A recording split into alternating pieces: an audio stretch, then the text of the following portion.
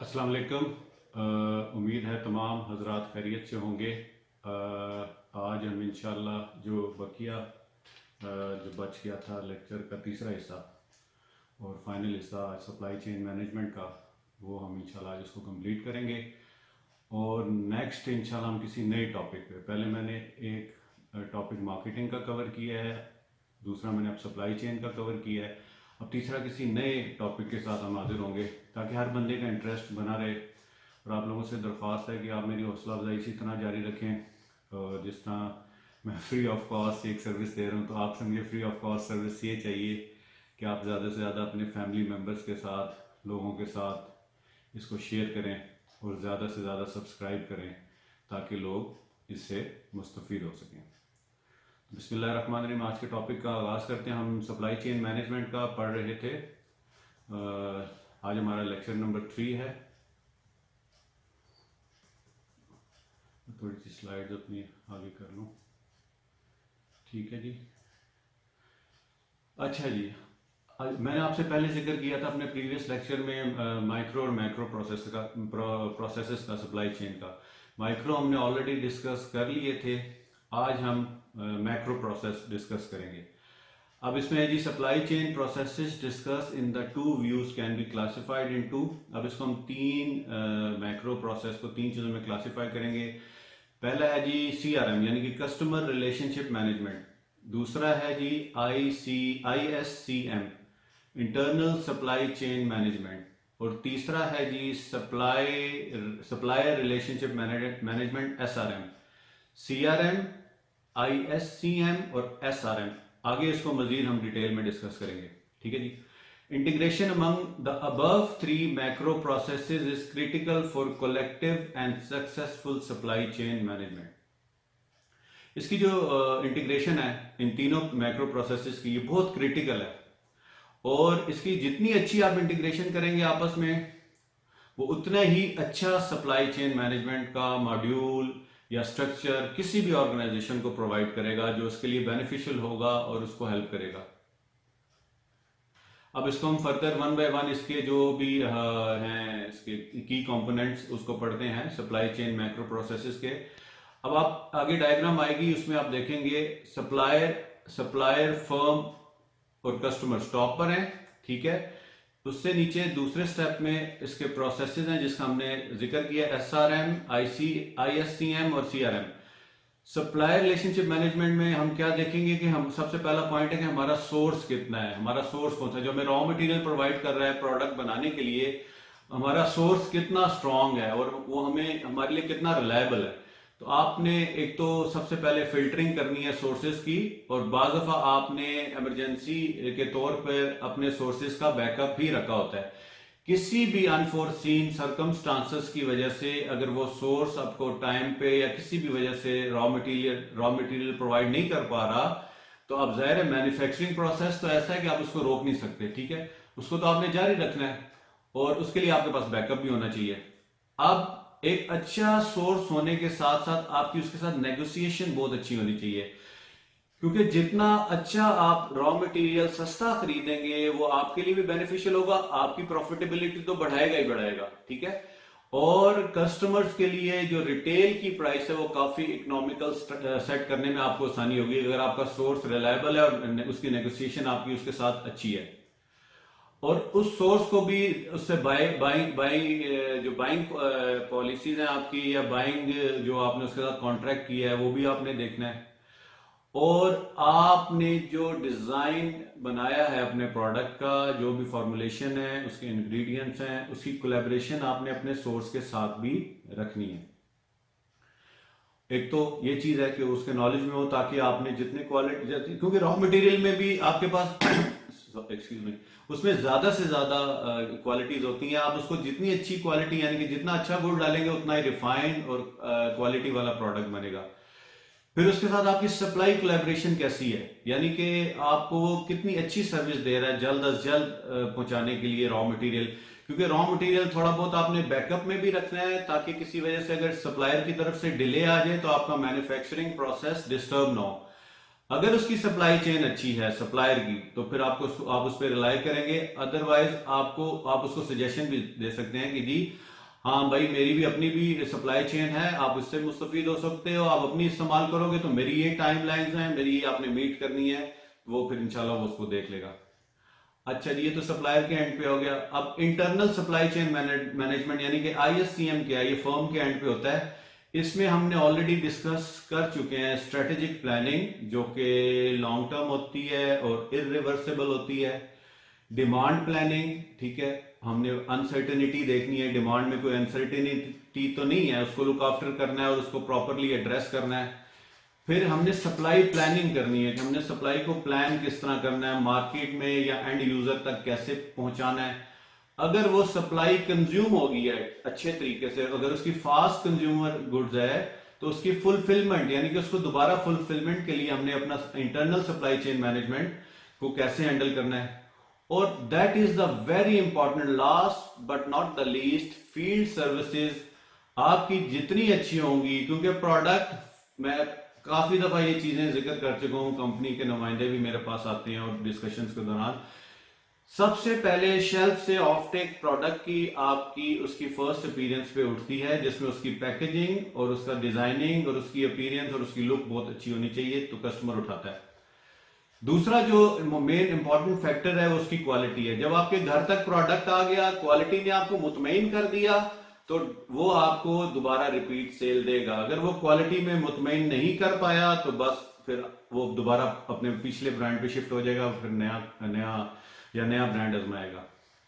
और तीसरा है कि जी सर्विस, जिस तरह मैंने रिफिलमेंट की बात की है, अगर हम डिस्ट्रीब्यूटर एंड पे या कंपनी एंड पे हमें प्रोडक्ट टाइम पे मिल रहा है, पीछे स्टॉक की शॉर्टेजेस नहीं है, मैन्युफैक्चरिंग स्मूथली हो रही है और आगे सप्लाई डिस्ट्रीब्यूटर टाइमली दे रहा है, तो ये चीजें सारी सर्विस में आती हैं। और अगर आपका दुकानदार मुतमईन है, वो टाइम पे चीजें ले रहा है, वो आगे कस्टमर को भी अच्छा फीडबैक देगा और उसको कायल करेगा लेने के लिए, और कस्टमर को भी चीजें स्मूथली मिल रही हैं, तो वो शिफ्ट नहीं होगा। तो ये तीनों चीजें अपनी अपनी जगह बहुत इंपॉर्टेंट है। अगर ये तीनों चीजें अलाइंड है, तो आपका सप्लाई चेन नेटवर्क इंटरनल सही चल रहा है। तीसरा है जी कस्टमर रिलेशनशिप मैनेजमेंट। ये हमने पिछले जो मेरे मार्केटिंग के 2 लेक्चर्स हुए हैं, वो भी दे सकते हैं, यूट्यूब पे अवेलेबल हैं। उसमें हम इसको काफी डिटेल में डिस्कस कर चुके हैं। यहाँ पर हम इसको जरा जल्दी जल्दी करेंगे ताकि क्लिप लंबा ना हो।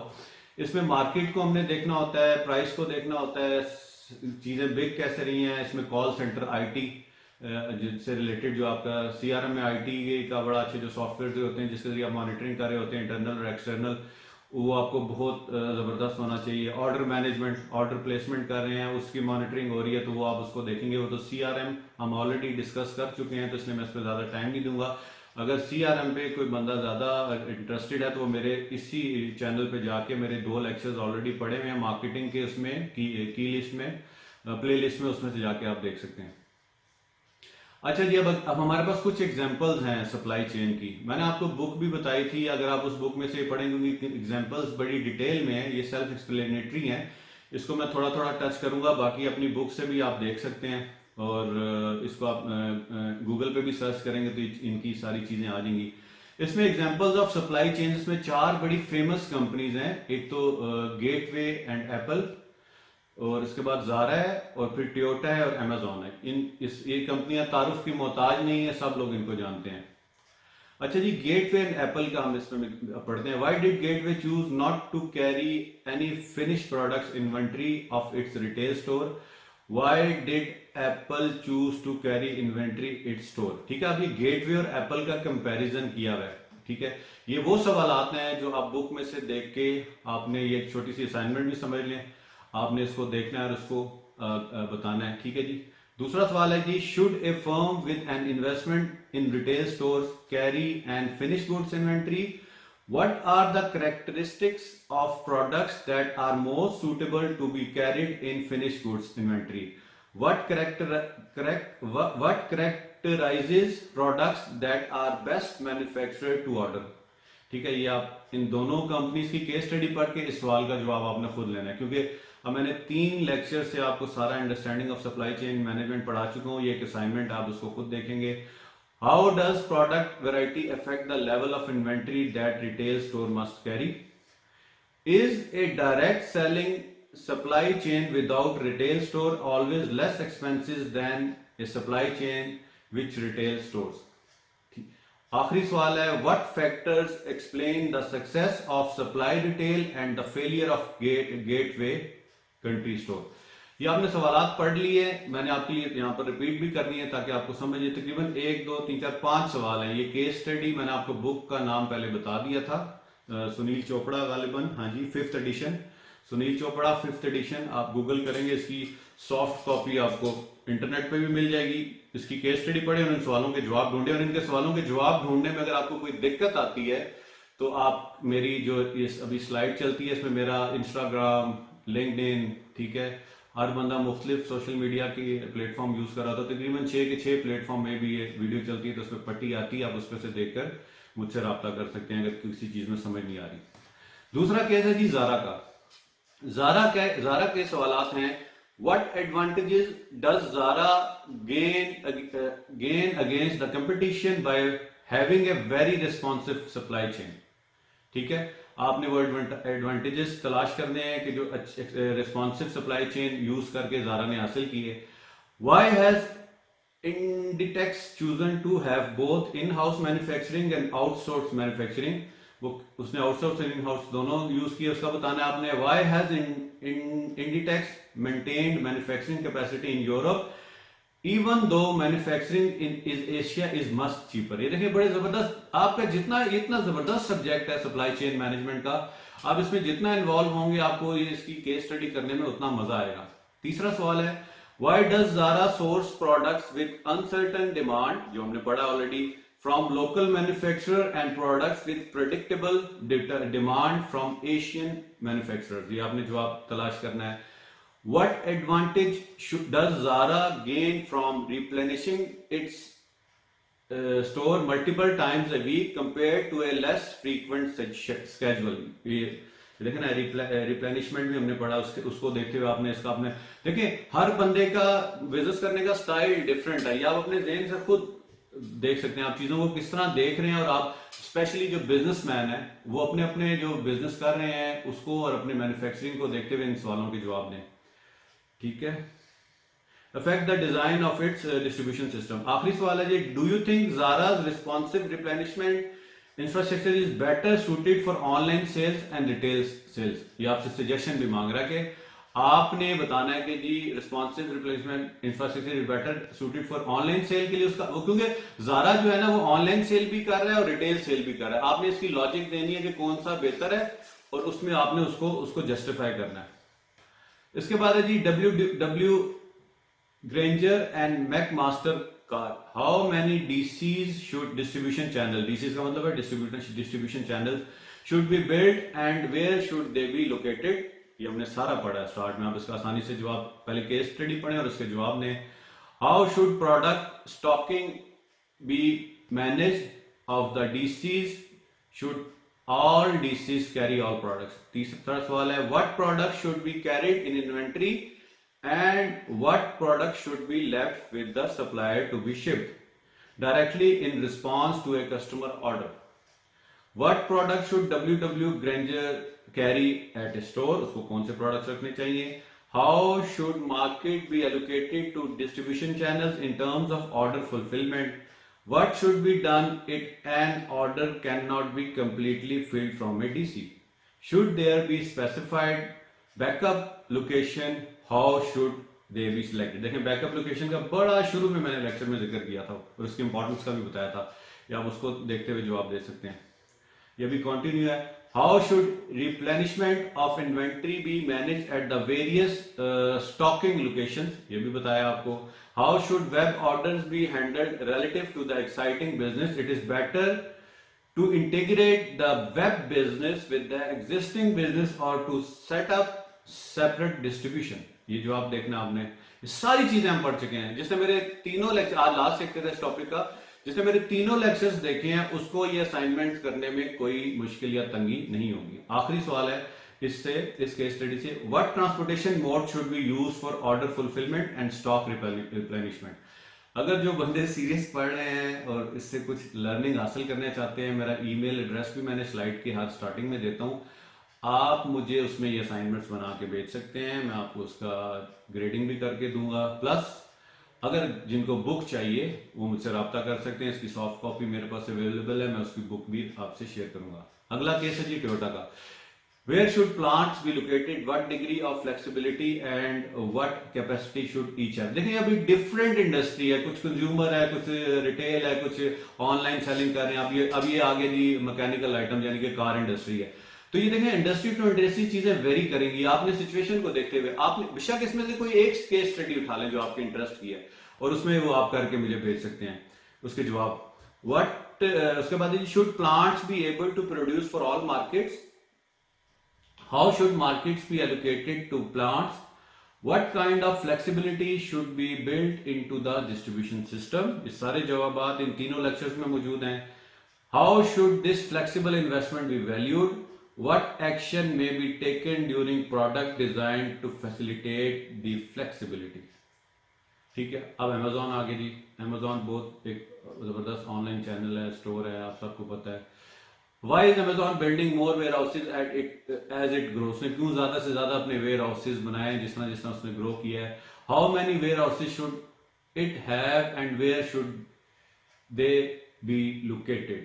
What advantages does selling books via the internal provide over a traditional bookstore? Are there any disadvantages to selling via the internet? वो कह रहे जी आप ऑनलाइन किताबें तो दुकानों पे बिकती हैं, अगर वो ऑनलाइन बेच रहा है तो उसको कोई डिसएडवांटेज तो नहीं है? इस सवाल का जवाब आपने तलाश करना है। Should Amazon stock every product it sells? ये भी आपने देखना है कि अमेजॉन सारा चीजें स्टॉक करता है जो बेचता है, खुद से स्टॉक करता है। ये बहुत बड़ा इंपॉर्टेंट सवाल है। What advantage can bricks and mortar players derive from setting up the online channel? How should they use the two channels to gain maximum advantage? उसने कौन से सप्लाई चेन के दो चैनल यूज किए जिससे उसने मैक्सिमम एडवांटेज हासिल किया है? What advantages, disadvantages does the online channel enjoy in the sale of shoes, diaper relative to a retail store? ठीक है। For what product does the online channel offer the greater advantage relative to retail stores? What characteristics these products? अभी product to product, market to market और geographically चीजों को देखते हुए आपने इन सालों के जवाब देने हैं। एक है जी अगली ब्रांड है गोपाल जी। इन ब्रांड्स को आप गूगल भी कर सकते हैं, इनकी वेबसाइट से भी इंफॉर्मेशन ले सकते हैं और इस केस स्टडीज को हल करने में आपको आसानी होगी। How can Gopal ji supplies and distribution model be extended to other business line in the Indian and South Asian context? अब देखें ये अच्छा है, ये हमसे रिलेटेड है, इस मार्केट से रिलेटेड, क्योंकि एक इंडियन ऑथर की ये बुक है तो आप इसमें आप इंडिया और पाकिस्तान का तकरीबन सेम ही ये चीज़ें, आप उससे अच्छा लिंक कर सकते हैं। What all socio-economic features of South Asian societies can be identified as the foundation of building sustainable supply chain? How can existing distribution channels in the South Asian region be transformed to maximize the value delivered to the customer? जिसमें मैंने देखे geographical norms की बात की थी। अब पहले जितने भी केस स्टडीज थी वो सारी यूरोप की थी, अब ये एक एशियन कंट्री की है, तो इसमें आपने उसको मद्देनजर रखते हुए इसके जवाब देने हैं। अच्छा जी, how can online distribution channel, ये हो गया। How can such indigenously developed SCM supply chain management model integrate with and expand into global supply chain? ये हो गया जी सारी केस स्टडी। अब हम अपने 3 दिन के लेक्चर को समराइज करेंगे, ठीक है, जो हमने 3 दिन में क्या सीखा हमने उसको एक बुलेट फॉर्म में यहाँ दिया हुआ है ताकि आपको पता हो कि इन 3 लेक्चर्स को सीखने के बाद आप किस काबिल होंगे। पहला हमने क्या सीखा, डिस्कस द गोल, हमने क्या डिस्कस किया, discuss the goal of a supply chain and explain the impact of supply chain decisions on the success of a firm. ठीक है, ये हमने पढ़ा। Identify the 3 key supply chain decision phases and explain the significance of each one, ये 3 phases हमने पढ़े। Describe the cycle and push and pull views of a supply chain, ये हमने पढ़ा। सिचुएशन में कौन सा पुल बेटर है, किस सिचुएशन में और किस जगह पे पुश बेटर है। Classify the supply chain macro processes in A firm, ये आज हमने पढ़ा, ठीक है। तो अल्हम्दुलिल्लाह ये हमारा लेक्चर कंप्लीट हो गया है और 3 तकरीबन हमने लेक्चर में इस टॉपिक को कवर किया है। उम्मीद है आपको मेरे पिछले दोनों लेक्चर्स भी पसंद आए होंगे, ठीक है। और इंशाल्लाह आज अभी मैं इस वक्त लाइव भी हूँ यूट्यूब चैनल पे भी, और फेसबुक FMCG डिस्ट्रीब्यूटर इन पाकिस्तान का पेज है, उधर भी मैं इस वक्त लाइव जा रहा हूँ। आप इनको भी लाइक कर सकते हैं, सब्सक्राइब कर सकते हैं और शेयर कर सकते हैं। तो आप ज़्यादा से ज़्यादा इसको शेयर करें ताकि आपका भी, अगर मैं अपना नॉलेज शेयरिंग कर रहा हूँ और अगर आपका एक बटन दबाने से, शेयर करने से या सब्सक्राइब करने से किसी ऐसे बंदे तक ये इन्फॉर्मेशन पहुंच जाती है जो कि वाकई नीडी है, तो इस सदका जारिया में, सदका खैर में आपका भी हिस्सा होगा और उतना ही सवाब आपको मिलेगा जितना मुझे मिलेगा। आप लोगों से खुसूसी दुआओं की दरख्वास्त है कि अल्लाह ताला मुझे इसमें इस्तकामत दे, हिम्मत दे और इस प्रोजेक्ट को मैं कंप्लीट कर सकूं। पहले मैंने मार्केटिंग पे किया था 2 लेक्चर्स, अब ये 3 लेक्चर मेरे सप्लाई चेन मैनेजमेंट पे हैं। इंशाअल्लाह अजीज जल्द ही आपसे किसी नए टॉपिक के साथ मुलाकात होगी। तब तक मेरे चैनल को देखते रहें, लाइक करते रहें, कमेंट करते रहें और सब्सक्राइब करते रहें। अल्लाह ताला आपका हामी नासर हो। जज़ाकल्लाह। अल्लाह हाफ़िज़।